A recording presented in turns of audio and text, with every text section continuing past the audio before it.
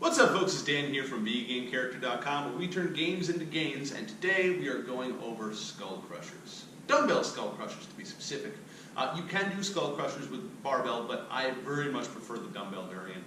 Just because any kind of isolation work I'm doing, I like to do dumbbells, just because that way I can make sure that one arm is not compensating for the other arm or leg, if it's a leg isolation exercise. And also just because I really enjoy the stability work that comes along with using dumbbells instead of barbells for isolation exercises, especially since you're not working multiple major muscle groups at once typically with isolation exercises, hence the name.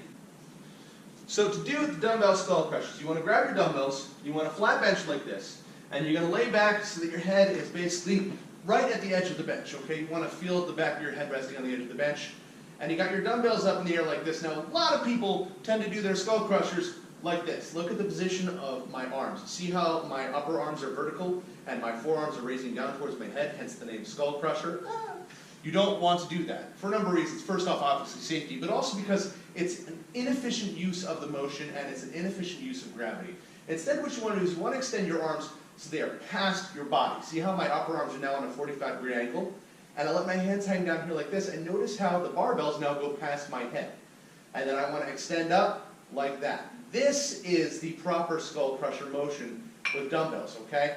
For a number of reasons. First off, when you're like this, you're fighting gravity literally the entire time, which is what you want, okay? If you have it vertical like this, you're fighting gravity for this portion, but once you get to here, there's not that much gravity pulling. You don't really get gravity again until you get almost halfway up. So you're not getting resistance on the full motion. Second of all, as I mentioned, for safety reasons, you don't want to have your weights dropping down your head. God forbid if you're using adjustables like these, your collars fail, or something, just slips out of your hands. Thunk in your head, that's it, permanent brain damage. So you go here like this, and now they swing down past your head, and you can extend up and make sure that you're getting that full range of motion on the triceps and that full resistance the whole time.